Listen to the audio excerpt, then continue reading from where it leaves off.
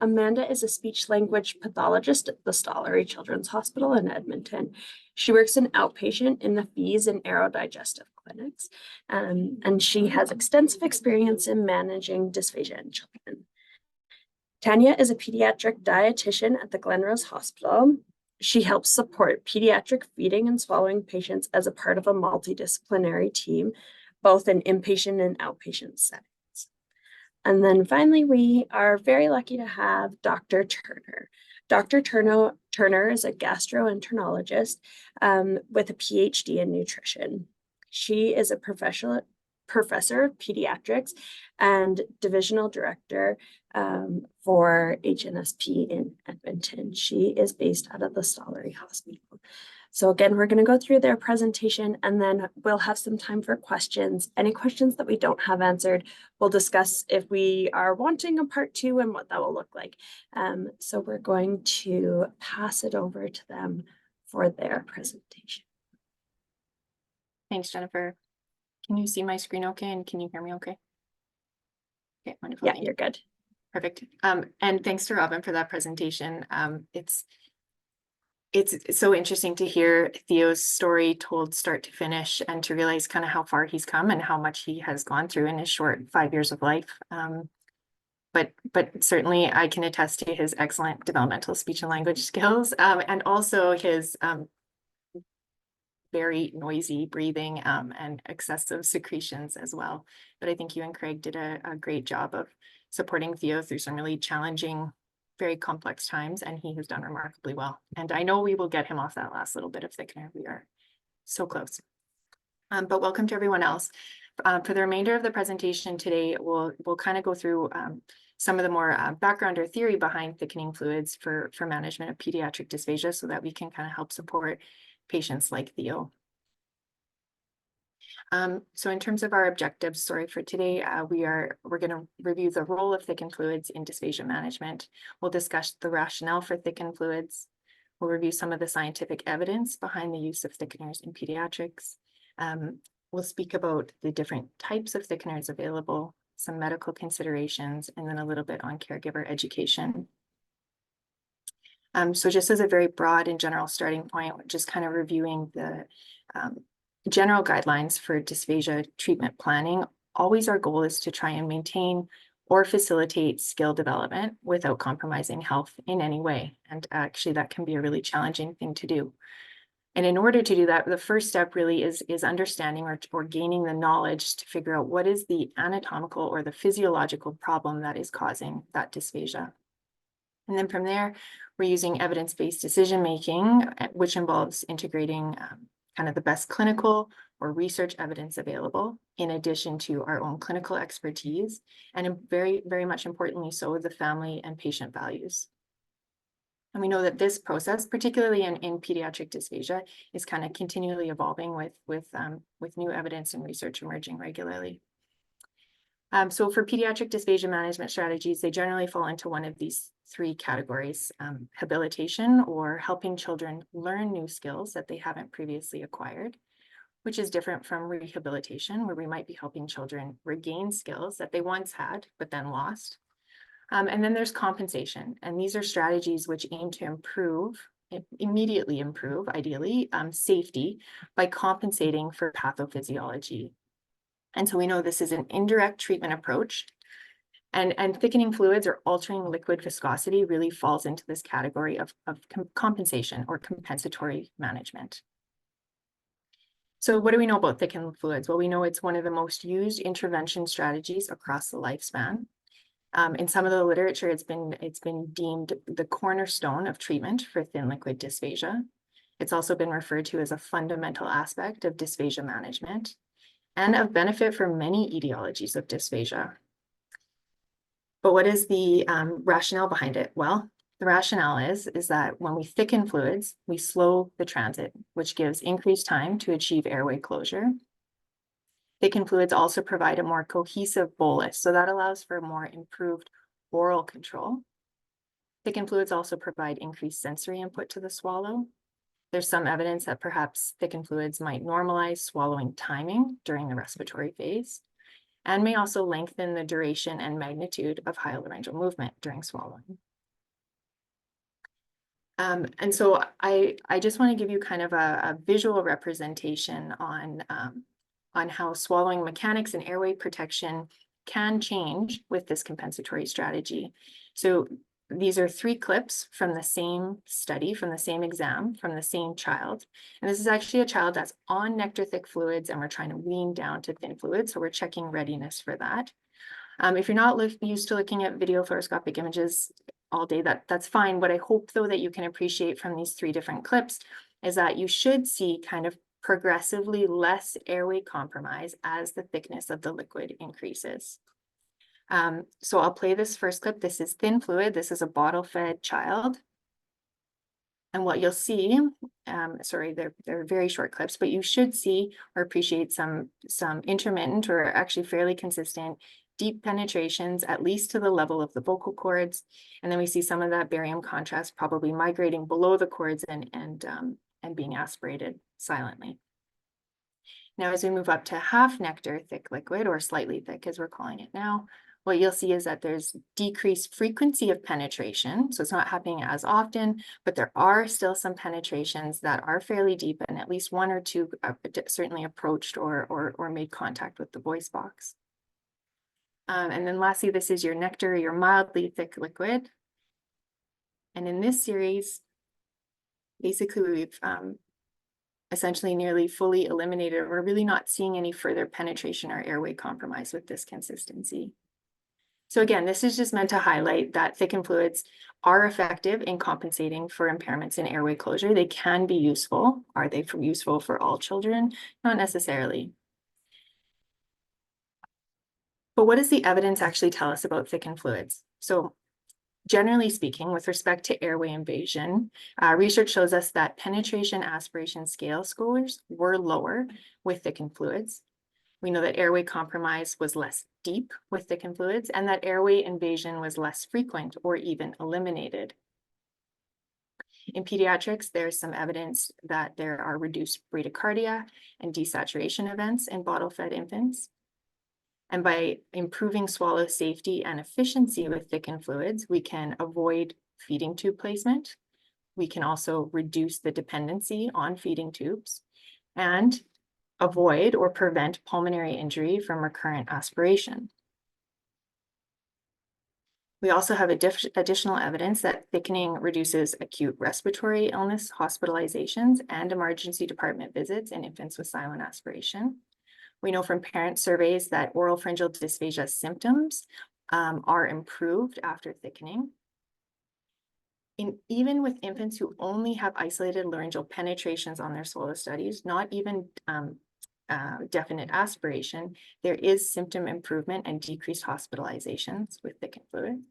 And again, another source of literature is suggesting that we can reduce gastrostomy tube placement in children with aspiration.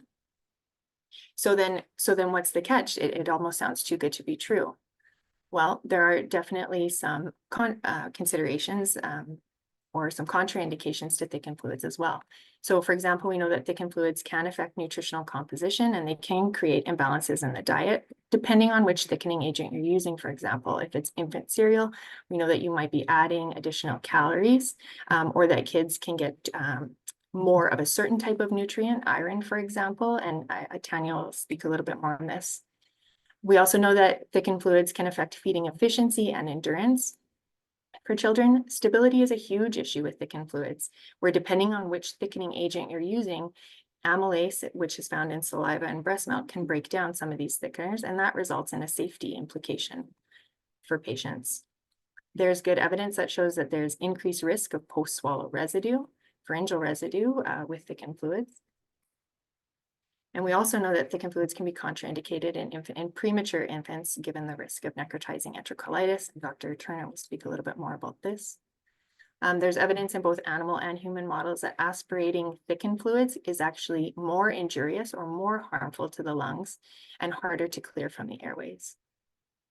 And then Robin touched on this too, where tolerance and acceptance can be factors that need to be considered. Now, we were lucky with Theo that he didn't blink an eye, and he he was very accepting of thickened fluids, particularly moderately thick or honey thick fluids. But there's lots of refusal that can happen in pediatrics. There can be stooling changes. And then certainly cost and availability are important considerations as well. This is an additional cost that most families end up paying out of pocket for. And then accessing or finding thickeners it can be challenging in certain communities. So then we're faced really with a situation where we have these two opposing truths.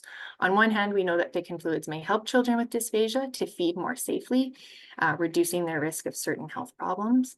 But then on the other hand, we also know that thickened fluids have been associated with life-threatening illness in infants, and that there can be these other detrimental impacts on infant and child physiology that we don't yet fully understand.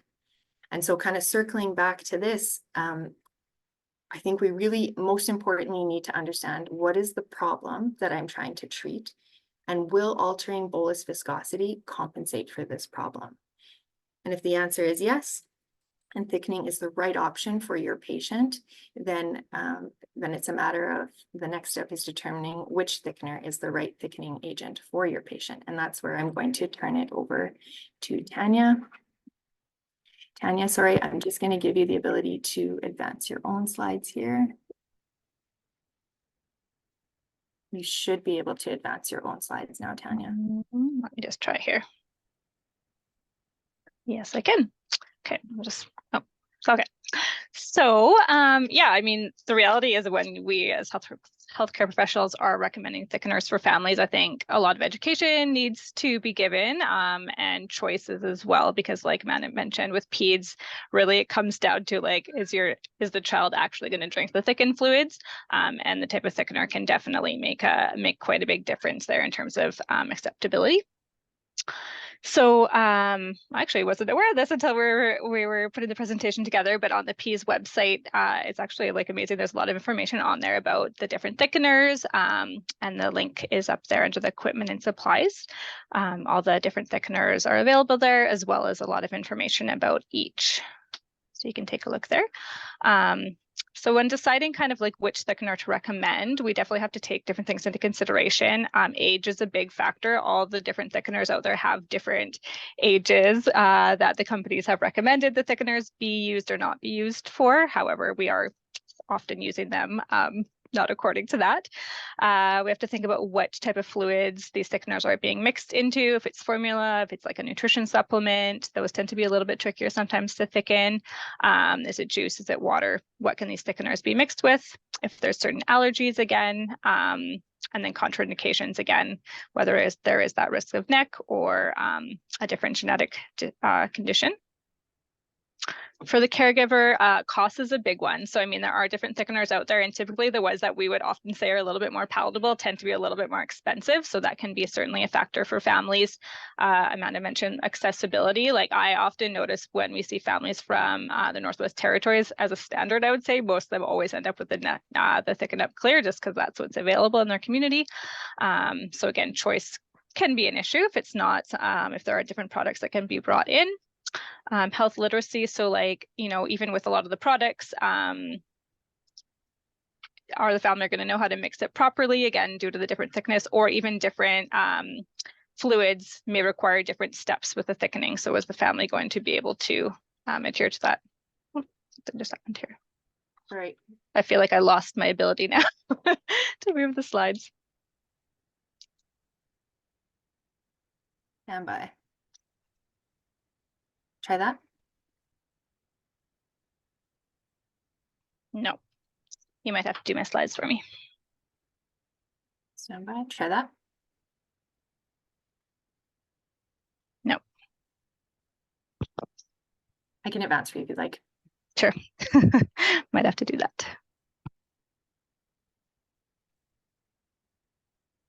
This looking right, Tanya? Yes, well, we can go to that one next. So yeah, I think this is just a screenshot again of the PEAS website. So again, all the information that can be seen on there with each thickener. So again, product information, general mixing considerations, and then like the contraindications would be listed on there as well. So you can go to the next slide. So Nestle Thicken Up Clear, like I say, this is kind of, I think now the kind of standard thickener that is used for sure in hospital and is probably one of the most widely available in communities. So as a standard, like this is a pretty good thickener. It does thicken instantly with water. It thickens both hot and cold fluids. You can thicken to all the consistencies. However, the one caveat I'd say with this one is that if you have a child who is on formula or drinking mostly milk, the instructions are different. They actually do have to let it sit for about 15 to 20 minutes for it to achieve the right thickness. So I often find like families are not really adhering to that or are not really aware of it. So that can definitely affect the safety of that thickness, and it cannot be used with breast milk. So again, this isn't something that would be this product would not be appropriate for an infant. And on the Nestle, on the packaging, it says not suitable for children under 3. So again, I would say probably Dr. Turner can maybe speak to this, but we for sure are seeing this product being used for kids under 3, but that is kind of the product recommendations. You can go to the next slide.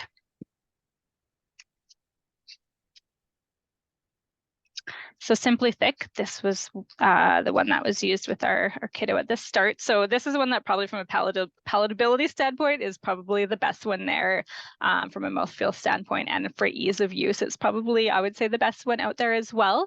But accessibility is a little bit trickier. Usually, I know here in Edmonton, I think there's only like 2 pharmacies that carry this, and a lot of families do access it from an online company. So again, in smaller communities, finding this product might be a little bit tricky or a little bit harder for families.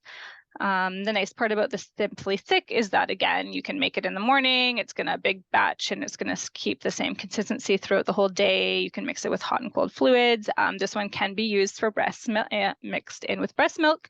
It can be used in all fluids and is not going to change consistency over time, and it doesn't need to sit for that 15-20 minutes that the Thicken Up Clear requires.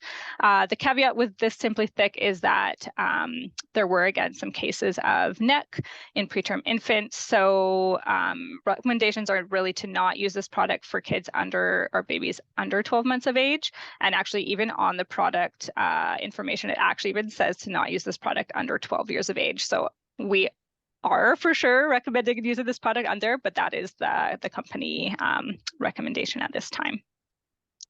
Go to the next slide. So gel mix is kind of the solution, I guess, that maybe we found for those kiddos or those babies that under 12 months of age that we can use. So this product has been recommended or can be used for kids that are at least 42 weeks corrected age, or and that are at least 6 pounds. So that's going to be most of our kiddos, maybe not all the preterm ones. So this would be one. The caveat with this product, again, it can be mixed with breast milk. So of course, that's great for the age that it's recommended for. However, this product you have to heat all the liquids up to 100 degrees and then wait 15 to 10 minutes for the product to thicken. So again, for some families, that's a bit of an inconvenience. Again, right, you have a baby who's hungry, who's irritable, like needs a bottle like right this second. And so waiting those 10 to 15 minutes can be a little bit tricky. So that's, I guess, the one downfall of this product. And it's probably, and then the other downfall too is, again, this one can be thickened to that like half nectar and nectar, but it can't necessarily be thickened to anything beyond that. Okay, the next slide. So PuraThick is another product out there very similar to the gel mix. It also has to be, I think this one, actually no, this one doesn't have to be heated. This one does take a little bit of standing time, about 15 minutes again to reach that desired thickness. This one can be used though to achieve that the honey thick and the pudding thick as well, suitable for kids over 1 year of age. So again, when we look at the Nectar Thick or the Thicken Up Clear, not to be used under 3, and the Simply Thick, so this Pure Thick and the Gel Thick are the ones that technically should be used, I guess, for those younger children. Go to the next slide. So Thicken Up Clear, this was like the product when I first started working 15 years ago. This was kind of the only really product that was out there, and this is the product that was used in hospital. But, and I still do see it kind of lingering around there in the community, or every once in a while see a patient on it. But This product's really not great. Just going to throw that out there. It is higher calorie compared to all the other products.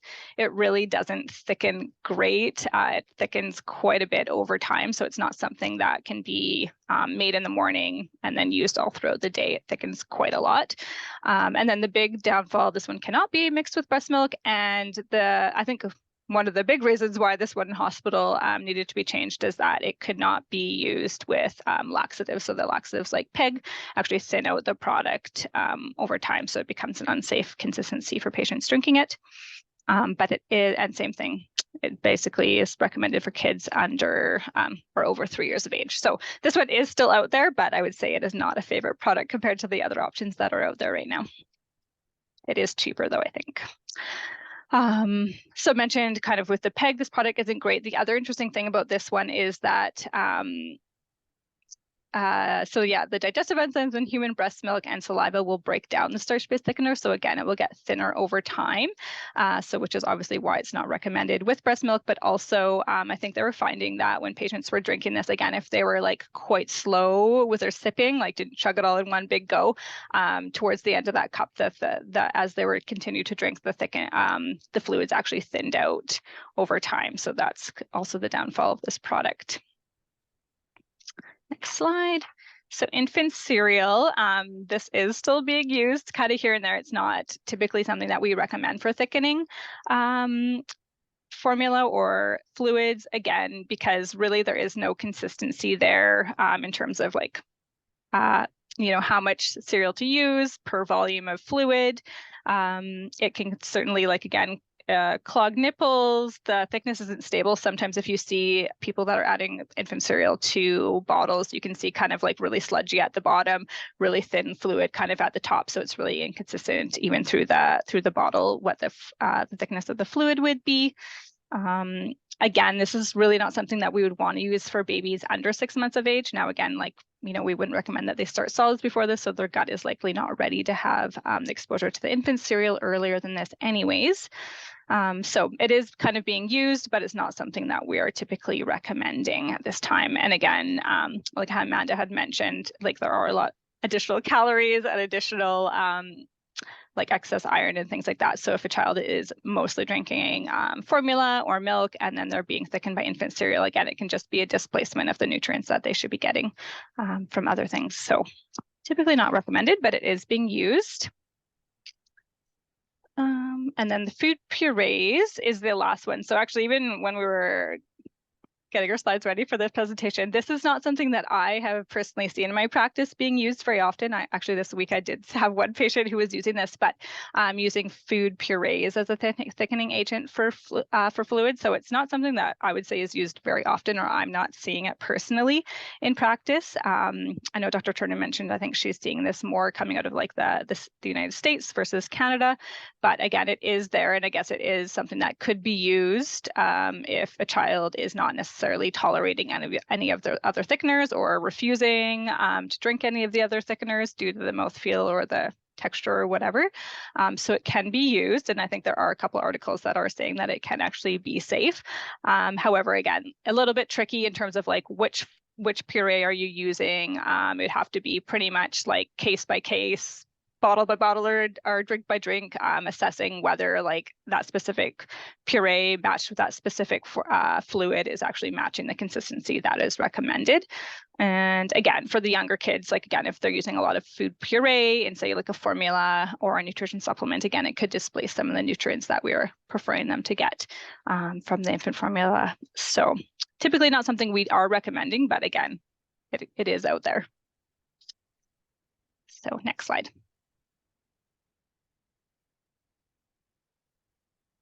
Okay, so thank you. I'm going to just briefly talk about medical considerations, although I'm probably going to be repeating a lot of the information you've already heard, to be honest, but I'm going to talk about when I consider to use thickeners, how I decide what thickeners to use and when, and how do I monitor children who might be having thickener.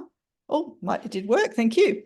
So I think the most important point for me is that gastroesophageal reflux disease and oropharyngeal dysphagia are clinically indistinguishable. And there's lots of evidence to show that. And for that reason, a lot of children get labeled as having reflux when they really have dysphagia, and they get put on a proton pump inhibitor, which is actually terrible management for infant reflux, let alone for oropharyngeal dysphagia. And as you've already heard, the use of thickeners in dysphagia patients can avoid the need for tube feeding. And, you know, I will sometimes get referred kids for a G tube, and I'll send them back and say, we haven't tried a thickener yet, and I want you to do that before we put a tube in. We know that, you know, tube feeding increases the burden of care for families. It increases their risk of ER visits and hospitalization. So if we can avoid it by using something like thickener successfully, then that's a really good step to take. Current gastrointestinal society guidelines, so GI guidelines, actually recommend the use of thickener before proton pump inhibitor therapies for gastroesophageal reflux. And as I alluded to, that's because in infants, most gastroesophageal reflux is non-acidic. So using a proton pump inhibitor, using an antacid, is actually not the right treatment for that problem anyway. There's good evidence that thickening will decrease the frequency and the height of reflux events, right? Keep them away from the airway. I was also going to say that while we know that the use of thickeners can reduce sort of pulmonary exacerbations and admission to hospital or visits to the emergency department for pulmonary complications of dysphagia, the use of proton pump inhibitor in dysphagia patients actually can do the opposite. It can increase their risk of being hospitalized, their risk of having an aspiration event, right? It takes away acid as one of the chemoreceptors that protects their airway, and it actually alters the microbiome of what they aspirate. So we don't want to do that. And then the last thing was just a point that in my clinical experience, even though it's not the topic for this talk, I find that tube feeding intolerance is managed better by the use of thickeners than by either changing formula or by using proton pump inhibitors. Okay, so having said all of that, obviously a key role for the physician as a part of the multidisciplinary team is to rule out other diagnoses. And in my case, to decide when, for example, I might consider an endoscopy for differential diagnoses that, you know, probably don't come up that often for your patients, but things like eosinophilic esophagitis. So when can I use a thickener? Well, I guess the bottom line is when not, and that's not in preterm infants. And in preterm infants, unfortunately for now, we have to allow them time to develop. We have to continue to give them some feeding exposure, otherwise they're not going to learn any feeding skills. But we have to pace it. And in that situation, the use of tube feeding is really the safest option. And probably one of the difficulties for preterm infants is sometimes they get sent home rushed onto full oral feeding when they're actually just not quite ready, and they could still use a period of time beyond 42 weeks with tube feeding. Having said that, beyond 42 weeks corrected age, it is safe to use thickeners. Okay, so why don't we use them in preterm infants? Well, I bet you're pretty much all familiar that there had been these concerns about increased risk of necrotizing enterocolitis in preterm infants with use of thickeners, and those reports started to come out in the early 2000s, and initially it did just seem to be very preterm infants, but over time, what I think is concerning has been the reports in late preterm infants. So, you know, reports in children with a history of prematurity or a history of necrotizing enterocolitis, developing enterocolitis at an age when we don't usually expect it. So in this clinical report here by Jennifer Beal, which you heard about, there were 22 infants. 21 of these infants had been preterm, meaning one of them was actually a term infant, and 19 of the 22 had onset of NEC after 37 weeks. And most of you would know that for preterm infants, the NEC we usually see is around 28 weeks or, you know, somewhere around the middle, but not after they reach 37 weeks. So for some of these infants, these events occurred at home, which was really worrying. The median postnatal age for these babies was 66 days, compared to normally the median postnatal age for onset of NEC in preterm infants is about 40 to 50 days. 14 of these infants required surgery and 7 of them died. So these were very, very significant events. And that's why the FDA weighed in on this and ruled against the use of simply thick or xanthan gum thickeners. So I just wanted to say, though, all thickeners have the potential to be utilized by the gut microbiome. So in a sense, in fact, I personally think all thickeners probably have the potential to increase NEC, which is why we should avoid them in babies with a history of NEC. We should avoid them in babies with compromise to their gut through ischemia, like oxidative stress, so cardiac babies. We shouldn't use them in short gut babies without careful consideration. You know, the biggest nutrient that can produce NEC in infants is maltodextrins, which are in some of the thickeners that we use. So we should be cautious about a high-risk population. Why I think that they have a role in NEC, I think probably is through altering the microbiome and the production of metabolites that infants don't normally see in their preterm gut before 6 months of age, so short-chain fatty acids, and that will happen pretty much with xanthan gums, but with any of the potential thickeners that we use. Okay, so we said that. Okay, sorry, don't know why that came up later. So I think we've sort of covered this, right? So if we can use thickeners in infants that are more than 42 weeks corrected, what are we going to use? Well, as we said, gel mix is really the most common one probably used in our health region. After 4 to 6 months of age, post-conception, you can start to think about using cereals and purees. I know they're not commonly used here for oropharyngeal dysphagia. I think they would be readily used for the management of reflux and should be readily used for the management of reflux. And then in infants who are older than a year, you can move on to other thickeners. And again, of course, you can use food-based thickeners as well. And this is where, like, I would be very reliant on my SLP or my OT to see what they recommended, and most importantly, what the thickness is. So, for example, I think it would be very difficult with food-based thickeners to get really, really thickened, you know, right up to honey level thickness. So how do I monitor? Well, I think the first thing I would say is that it's really important to collaborate with the families on this, because many children won't accept thickeners. So for various reasons, it might be a textural or a sensory issue. It might be the effort it requires them to move that bolus through their oropharynx, right? As, you know, for some of our patients. And then we do know that there is some data about thickeners in adults anyway, and especially the more thick they are, causing early satiety. So you feel uncomfortable taking in certain amounts of thickened liquids, right? So I think, you know, really working with families, because, you know, listening to Robin's story, I was so impressed by the amount of work her and her husband put in. And really, that's just not something all families can do. Unfortunately, the alternatives like tube feeding are also going to be a significant burden, but families can make a decision what on balance works best for them. I think for what I see as one of the biggest problems with thickeners is poor adherence for that reason.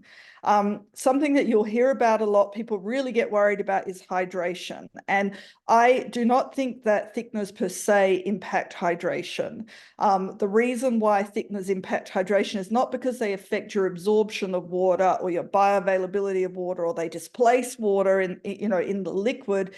It's because of that issue of acceptance and satiety and taking in enough liquid. If you have to work really hard to drink that thickened liquid and it makes you feel like you're pretty full, then you're not going to want to drink more of it to meet your hydration needs. And again, that's particularly an issue with the higher the level of thickening. So the higher the level of thickening, the more these kids really need a dietitian to be monitoring them and looking out for their fluid needs. And that's why, you know, some kids potentially could even need a tube to meet their water needs, but they could have thickeners for their formula intake.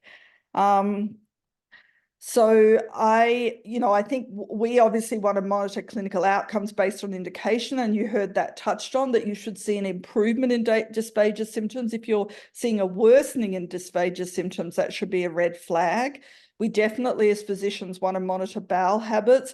The biggest problem with thickeners, I think, is diarrhea, because adding a thickener to the diet increases the calorie load, and that's actually true of all thickeners really. That varies by the thickener, but they all have a nutrient value, and that's why they sometimes can promote overnutrition. So when you're looking at adding the thickener and you're adding calories, you're also adding osmotic load and you're promoting potentially diarrhea. In terms of overnutrition, I would just say one of the situations that you don't want to see is kids that drink more milk than they need to, and then get thickener added. They really need their milk reduced, the volume of milk reduced as well. So there's a balance between undernutrition, lack of hydration, and overnutrition with thickeners. And because we, as I said, there's no reason to assume that thickeners couldn't potentially alter the microbiome and impact gut function, we really want to pay attention to things like increased pain, bloating. Definitely blood in the stool would be a huge red flag. Thickeners do have the potential to interact with drugs. I don't think we see this as a huge issue because many of our patients are not on, for example, as the multitude of different drugs that adult stroke victims might be on who also get thickeners. But drugs particularly that have delayed action, thickeners can affect their dissolution, so they can affect their release, and that can affect their efficacy. And that's true for some antibiotics, it's true for some cardiac medications. So maybe not ones we always use, but something to keep in mind if you have a patient and their medications aren't working effectively and they're on a thickener. Also, medications can interfere with thickeners, and you heard that already about Restorelax or PEG 2350 that can actually make some thickeners less thick, and so was reported in adult patients to have promoted aspiration when that wasn't appreciated. Okay, I think that was all I had to say, except I can't. There we go. Okay. So when you think about all these things, the key is collaboration with the family to make sure that they can work this into their lifestyle and manage it. Collaboration with your feeding therapist to make sure you're using the right product at the right time and the right thickness. And definitely with dietitians to monitor nutrition, and especially if you're looking at thickening to a very high level, and sometimes occasionally even consultation with a pharmacist if you're worried about a drug interaction. And I think that's it for me. Oh, I just wanted to point out, I find this paper is one of the best papers on thickening. I do like the algorithms that they have. It just gives you some, I think for physicians who perhaps not as familiar as the feeding therapists on this call and the dietitians, it's something they can refer to and understand easily. And it's divided by under and over a year's worth of age. Perfect. Thanks, Dr. Turner. Happy to just kind of wrap up the last section here. And I know we're running a little bit behind, so I'll try and run through fairly quickly so we still have hopefully a little bit of time for questions. If we've determined thickened fluids to be the management strategy that we're going to utilize, then what does thickener teaching look like with our caregivers? Well, first and foremost, we provide education about thickened fluids. And the way that we do that is we try and relate it back to that specific patient or child. So we're trying to kind of reference either the instrumental and or the clinical findings for that particular child that led to that recommendation and the rationale behind it. We also briefly review the different thickener levels so that parents are aware of which one their child is being started on. We provide an overview of the thickening options. So that's a review of kind of the different types of thickeners that are available, the pros and cons and the risk benefits of each, in addition to kind of the off-label use. We highlight the importance of really needing to discuss their thickener selection with their primary care physician. This may not be true for all clinics, but at the Stollery, we're providing samples to families so that they can try them before they buy them. We provide them with ordering information. And with that, we provide an overview of costs, coverage, kind of prescription considerations as well. And then if a family, again, is not agreeable necessarily to commercial thickening options, then we might discuss cereal or food puree options in some cases. IDDSI flow testing is also part of our thickener teaching, and I'll talk a little bit about that coming up shortly here, but I want to highlight this parent handout that was developed by the Peace Project. It's an excellent handout. It has great information, very parent friendly, and it's a great resource to be able to provide families if you're starting or have a patient on thickened fluids. So really quickly, just the IDDSI mapping. Again, if you're not familiar with this, this is a global standard where they're really trying to standardize terminology and definitions to describe thickened fluids. So if you're used to those kind of older terms of half nectar, nectar, honey, and pudding thick liquids, we're slowly trying to transition over to the IDDSI terminology. And so you still may see some of those terms used interchangeably. IDDSI has excellent pediatric resources. They have adult and pediatric resources, but their PEDS handouts are very good. So these can also be given to families that explain thickened fluids. And on their website, they have the flow testing instructions. And again, this is part of at least what we do at the Stollery in terms of our thickener teaching to families. We teach them to test their fluids to make sure that they are achieving the thickness that we want them to be. Just one brief slide on this.